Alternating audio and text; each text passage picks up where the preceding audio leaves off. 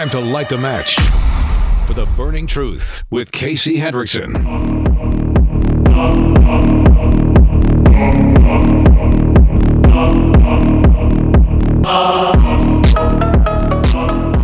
Yeah, we'll get to the stupid Jack Smith stuff. I tell you what, man. Again, this is just one of those things where it's just like you watch people behave like idiots, and they don't even understand that they are behaving like idiots. All of these people go, "Oh my gosh, Jack Smith his paperwork on Trump is so awful. Look how bad Trump is." I'm like, yeah, that was his case. You know, the case that's falling apart, Morgan. So the judge who hates him, whose daughter works for the Democrats, released a dossier, if you will, that wasn't supposed to be released right before an election in October for an October surprise. And it was the prosecutor's allegations against the defendant that the prosecutor, his case is falling apart and was never able to prove in court. Got it. Totally seems balanced, guys. Totally. Remember when Kamala Harris told us on that podcast the other day, you know, the podcast called All That Smoke? Remember when she told us that she basically got PTSD when Joe Biden called and told her that he wasn't running, that she was the guy now, and she can't sleep, and she was sleep deprived when she picked Tim Walz, which is why it was such a bad pick, and that she couldn't sleep so much that she would just wake up and go make pork roasts, things like that. Totally sounds like somebody who's ready to take charge in a crisis, don't you think? 100%. Ask all of the people who are victims of Helena how willing to take charge she is. Now, more on that later, too. It's getting really bad. So Harris said in an interview on the All That Smoke podcast, which aired on Monday, that after Biden called her, I just got up, and so I just went out and got a pork roast and started marinating. She said that everybody was sleeping. I just got up and started cooking. However, Morgan, her story about not being psychologically able to handle stress may not have been accurate, which means Kamala Harris chose to lie to you in a fashion that makes her seem like she's not capable of being commander-in-chief in a crisis. And that was what she chose to tell you, to sell herself to you, figuratively speaking. Previously, she claimed in an interview with CNN that she was eating breakfast with her nieces when Biden called. Oh, well, I mean, which one is it, I guess? It was a Sunday. So here, I'll give you a little too much information. My family was staying with us and included my baby nieces, and we had just had pancakes. And, you know, Auntie, can I have more bacon? Now, she goes on to tell the story. So I want to just go out there because maybe she's lying about it. Maybe the way that she phrased it with the podcast just kind of jumped around the timeline a little bit. I'm willing to say that when she had to get up because she couldn't sleep and make the roast, I'm willing to say that that was not right after Joe Biden called her, but that was maybe later. And maybe she was just inarticulate in the way that she said it. I suppose that is possible. But boy, is she getting hit over the head with this one today. The other thing that I ran into, I thought this was somewhat interesting. When it comes to her running mate, Tim Walz, the Washington Post has said that Tim Walz has told different versions of a story on the campaign trail multiple times. Okay, so we found out that he lied about the Tiananmen Square massacre and that he wasn't there. They've tried to minimize that, although that's pretty significant. But according to the Washington Post, who hates Trump, he has also repeatedly told a story on the campaign trail about being on a bus tour with Vice President Kamala Harris, seeing groups of their supporters on one side of the street and Trump supporters on the other. Harris, he said, told him that they need to fight for both groups. But Walz has placed an encounter at different locations at different times. The Post found 3 times, saying that it happened in Pennsylvania, and 3 times placing it in Savannah, Georgia. Okay. So he's lied about it at least 6 times, according to the Washington Post?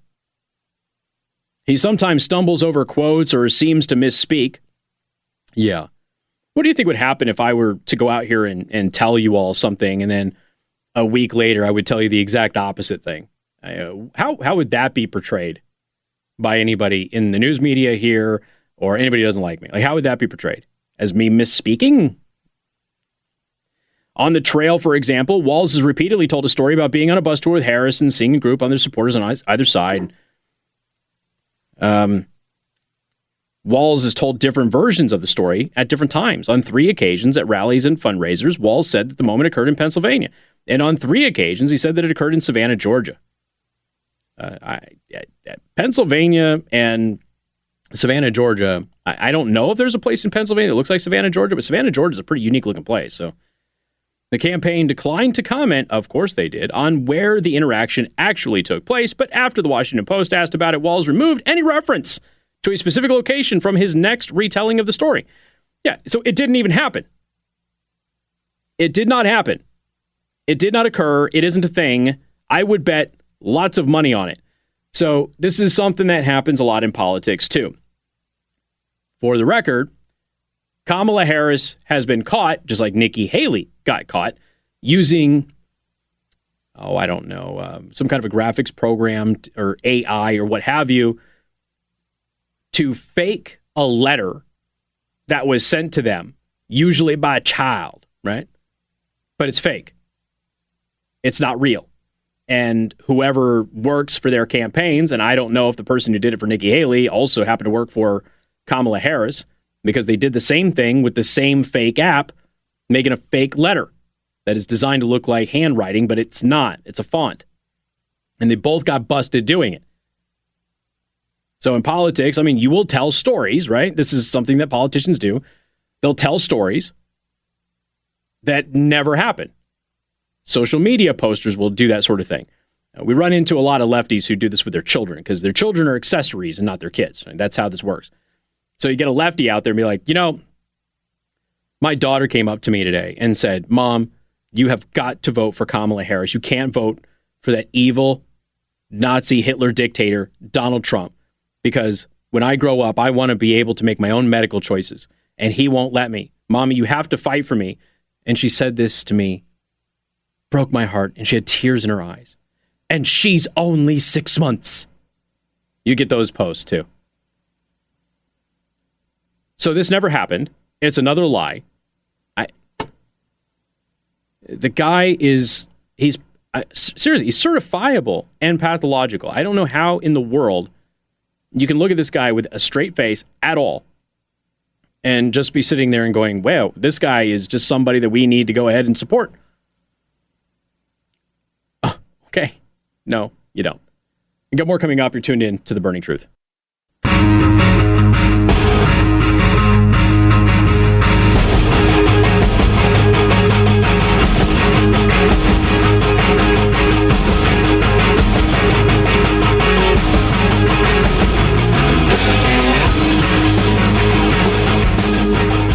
Well, the Israeli Defense Forces killed that terrorist who murdered those 12 kids playing soccer that the news media in the United States didn't want to cover, that Hezbollah attack. So they announced that they killed him. Kidr al-Shabia is now pink mist. Good riddance. We're going to get to the Jack Smith stuff. Like I said, it's stupid. It's probably illegal. We have to cover a lot of stuff that's happening with Hurricane Helene recovery and FEMA and everything else. And honestly, there's so much there. It's really ugly. It's sad, and it's ugly. I don't know why we have to politicize everything. I get that, you have to win elections and all of that stuff, but how about you just, for the love of God, I mean, seriously, just go ahead and do what is supposed to be the right thing for American citizens in the country, instead of running out there and immediately demonizing any positive thing that's done for Americans by somebody that you don't like. Used to be able to rally around that stuff. We can't do it anymore. Doug Emhoff. That's Kamala's husband. Doug Emhoff slapped his ex-girlfriend in public, like hard. I guess she was being a bit of a floozy and flirting with other men in front of him at a celebrity-studded party. So was she being a jerk? Yeah, she's being a jerk. Did she deserve to get slapped across the face? Nope. So he manhandles her because she's disrespecting him. There's, hush money. There's a non-disclosure agreement. Not the same, but not dissimilar to the Stormy Daniels non-disclosure agreement. And isn't it interesting that the news media doesn't really care at all about this? Huh. So it took a while to actually get a statement from Emhoff's spokesperson about the Daily Mail's article on this. Their spokesperson says the report is completely untrue, and any suggestion that he would or has ever hit a woman is false. So, just so we're clear, he's denying the allegation against him. Between Wednesday night and Thursday morning, the major broadcast networks of ABC, CBS, and NBC, and their liberal cable networks, CNN and MSNBC, have yet to devote a single second to disturbing new allegations leveled by the Daily Mail against second gentleman Doug Emhoff. That claim that he has slapped a then-girlfriend back in 2012. In contrast, News Nation has had a robust coverage with 30 minutes and 50 seconds on the allegations reported by Daily Mail senior writer Josh Boswell, which made anonymously by three friends of the woman whom Emhoff dated, and the double standard of these claims were made against a Republican. Newsmax was the only other cable network to have touched it with 11 minutes and 29 seconds. Instead, ABC, CBS, and NBC have combined for 27 minutes, obsessing over January 6th related matters and the newest filing by special counsel Jack Smith against former President Trump and the Kamala Harris-Tim Walz campaign, cutting a new ad about what Senator J.D. Vance said about that day during Tuesday's vice presidential debate. So they'll obviously cover Republican. It's 2012. It ain't that long ago, guys. It's 2012. And if this were 30 years ago and he smacked somebody, they would have made a big deal out of it if they were a Republican. And yet they're keeping their mouths shut. Now, again, he's denying the allegations, but the allegations still exist. With multiple women. What did they tell us about women, folks? Supposed to believe them, right? Multiple women providing content for that story with the Daily Mail. DailyMail.com is not naming the woman, who is a successful New York attorney, but will refer to her by the pseudonym Jane. On both counts, Boswell said, "We've gone to them numerous times and they've not responded at all." And I think that this is important because the Harris campaign is putting Doug front and center with a message of women's safety being really on the ballot and staff funded by public money. It's true. They got a point there. He's been the face of all of this. Okay, so Daily Mail's not naming them, but they did say that a second friend said that Jane, who had been dating Emhoff for 3 months, also told her about the alleged violence at the time. A third friend told DailyMail.com that Jane first told her in 2014 that she had dated Emhoff and recounted the full story of his alleged abuse in 2018 when then Senator Harris was in the news after grilling Supreme Court Justice Brett Kavanaugh in Senate hearings over sexual assault allegations.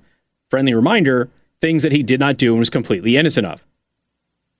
The friends, who all asked not to be named for fear of retaliation by Emhoff, shared with DailyMail.com pictures of him and Jane together from 2012 and other documents and communications corroborating elements of the story.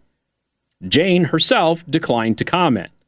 One of Jane's friends, a top New York businessman, said that he was at home getting ready for bed that night when he got an unexpected phone call from her. It was hard to hear her because she was sobbing, he said. She told me that she was with a guy and he hit her. It was very clear what she was telling me. She said that she was with a guy, her date. She was at the Cannes Film Festival and he hit her. She was in the car with the guy at the time. I didn't know what to do. I didn't know whether to call the French police. I couldn't get a hold of her after calling back. He said that he still had a vivid memory of the troubling conversation from 12 years ago. In later conversations, but pretty contemptuous with that, she told me more about the guy.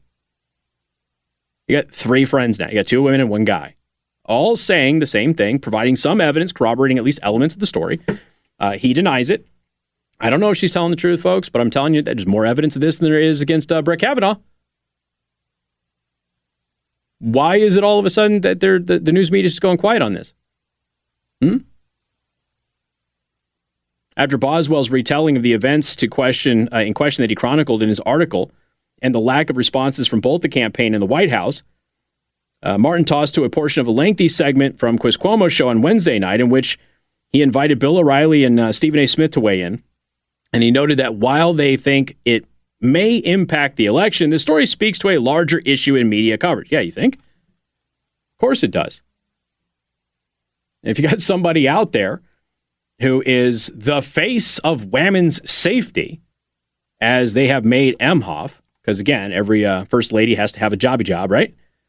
Well, maybe he shouldn't be a guy who hit somebody publicly and has, a bunch of people telling you about it. It's probably a bad thing. Now, he denies it, and I don't know if she's telling the truth. But the news media would dig and dig and dig and dig and dig if it were Republican, and they're ignoring it because he's a Democrat. That's what's wrong. Speaking of Newsmax, Rob Schmidt, host of Rob Schmidt Tonight on Newsmax, is coming to Michiana. He's going to be at the Lerner Theater Saturday, October 26th for 95.3 MNC's Noise. I will be on stage with him. It is a roundtable discussion leading into the actual election.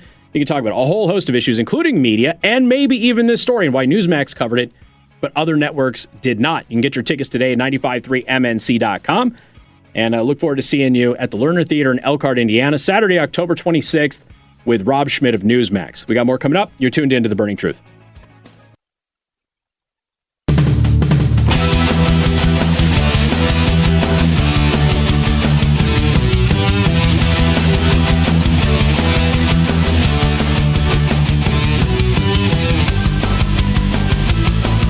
The Burning Truth with Casey Hendrickson.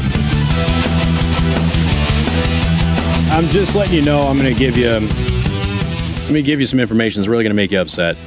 And just forewarning you, because, it's halfway through the show. It's 4:30. This is like peak half hour for listeners. And the stuff I'm going to talk about is going to make you very, very mad. Not just because of what's actually happening, but because of how it's getting covered. And that's what should really frustrate you.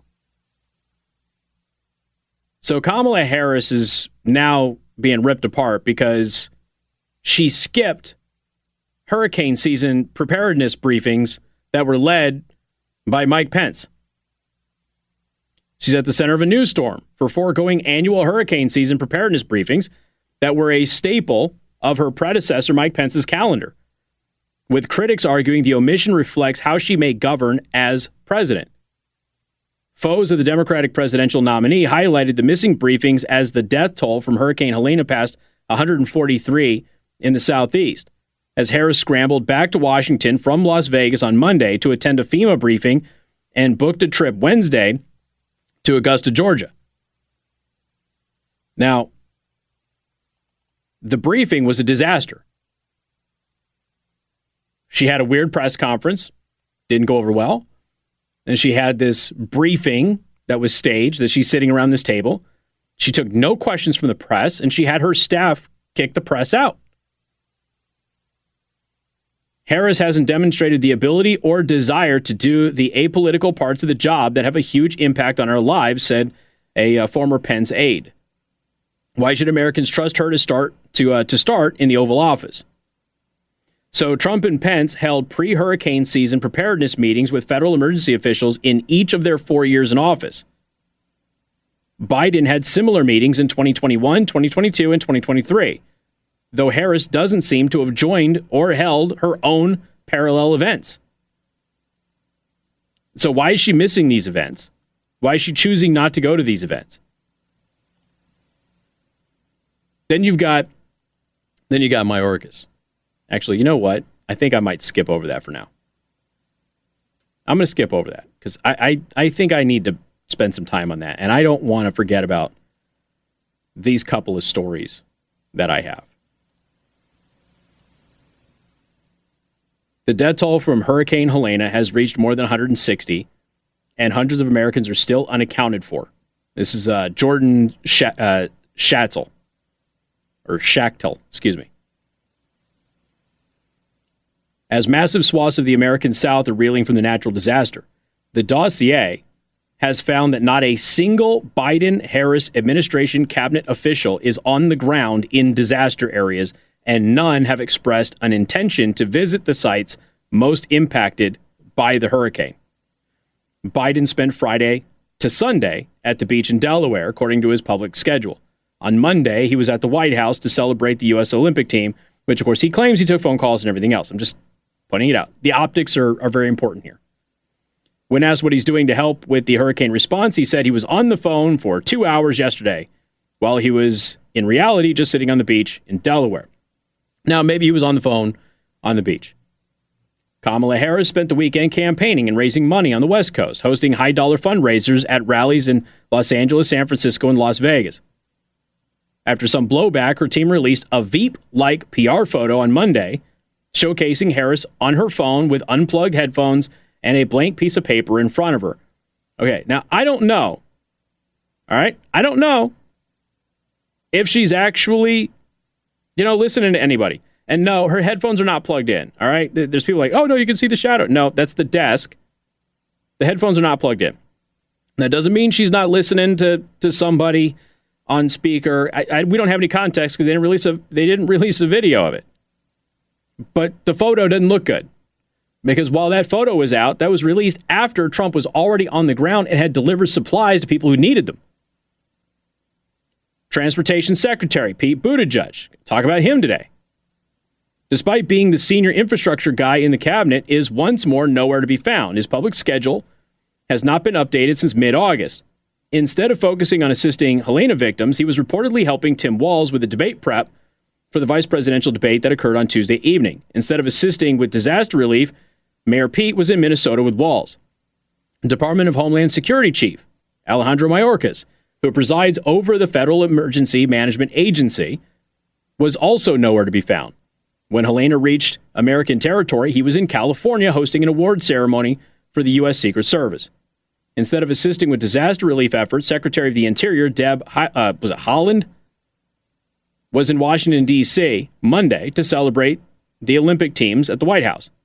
But I'm not knocking them for celebrating the Olympic teams or doing their job. I'm not knocking that. But again, the optics are everything.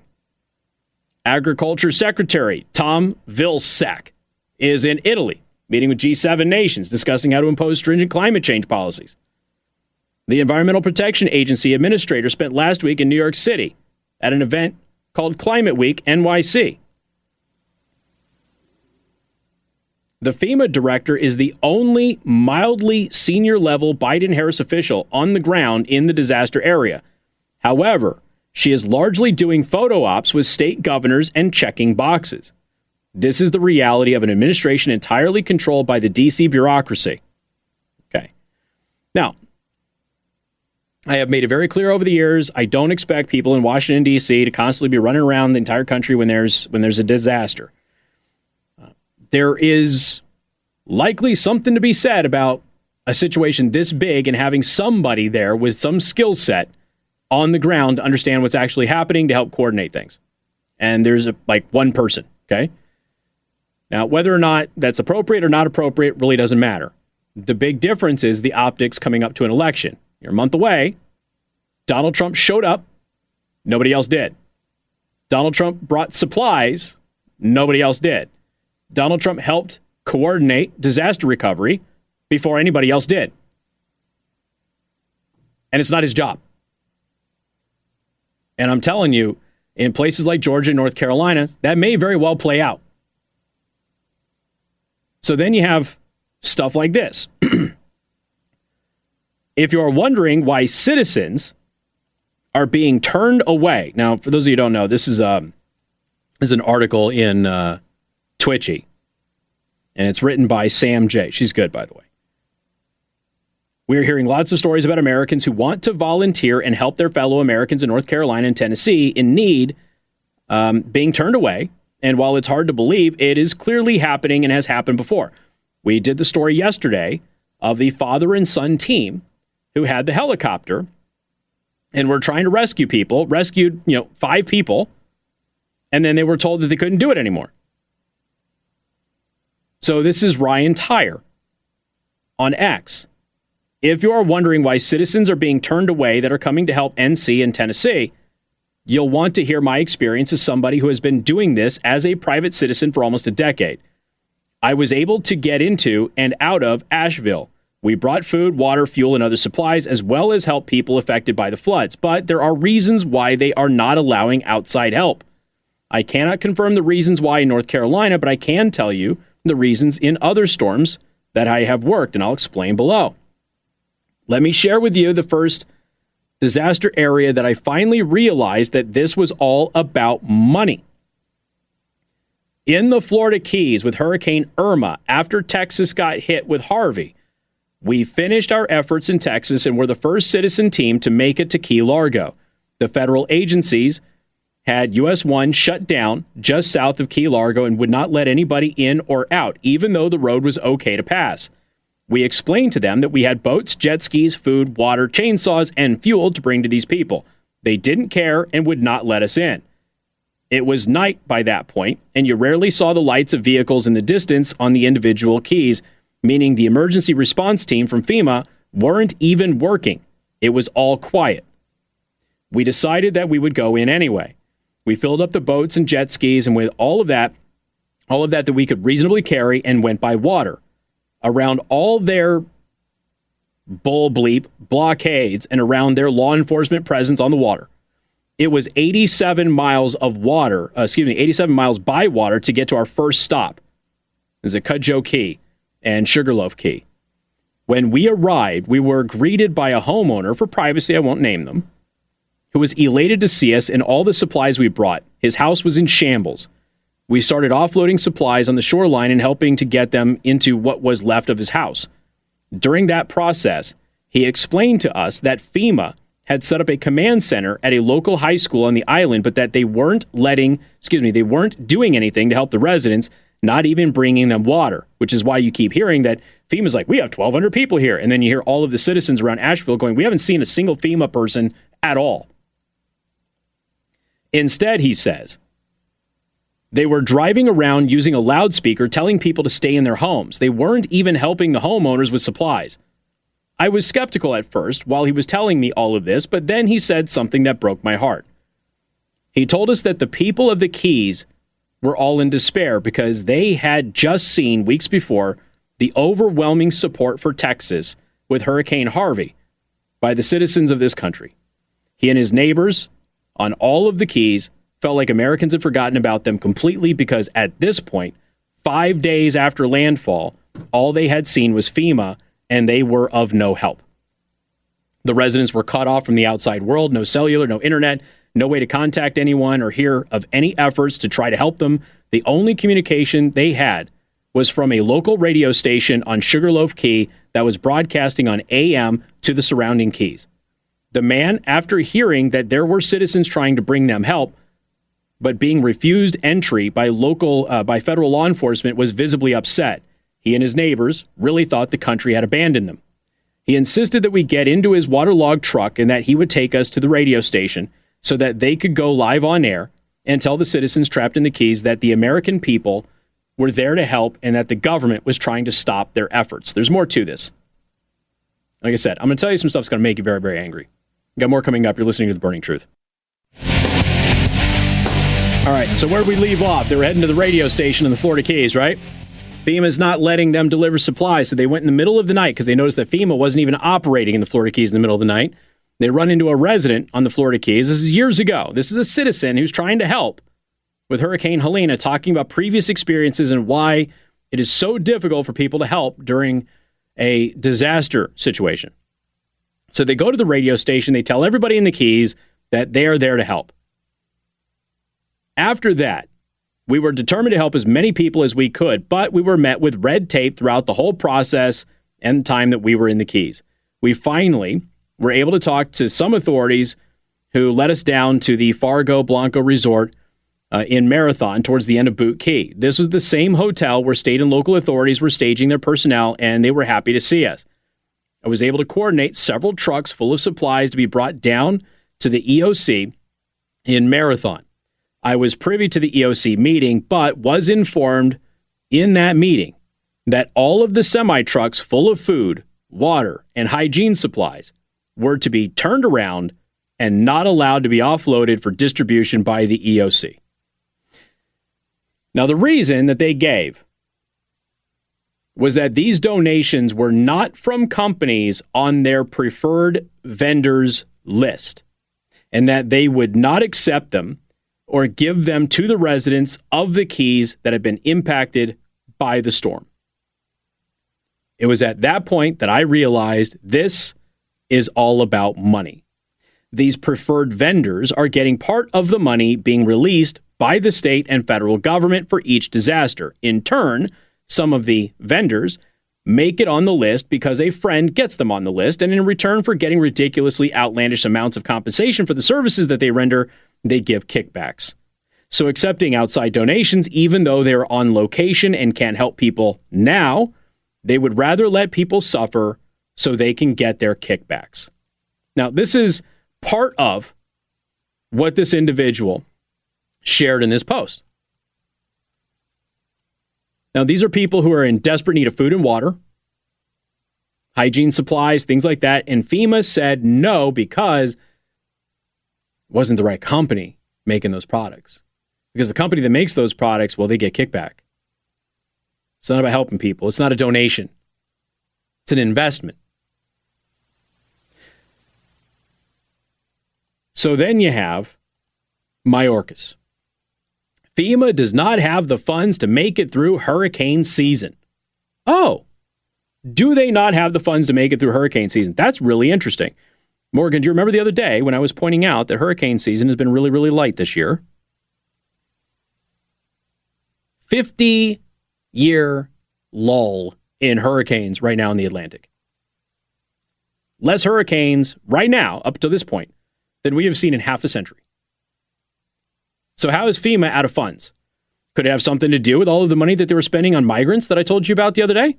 Could that have something to do with it? Oh, sure enough. FEMA spending over $1 billion on funding for illegal aliens. Now, let me ask you a question. Okay? I know that we're talking about politicians, and politicians love their stupid little math games and everything else.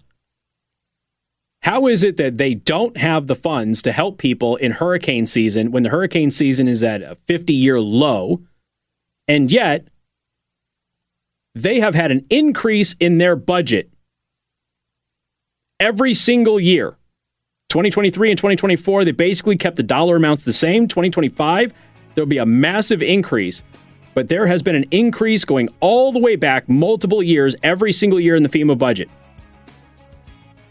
They have more money than they've ever had, and yet they don't have any money to get through the hurricane season, which is at a 50-year slow turn. More coming up. Podcasts by Federated Media.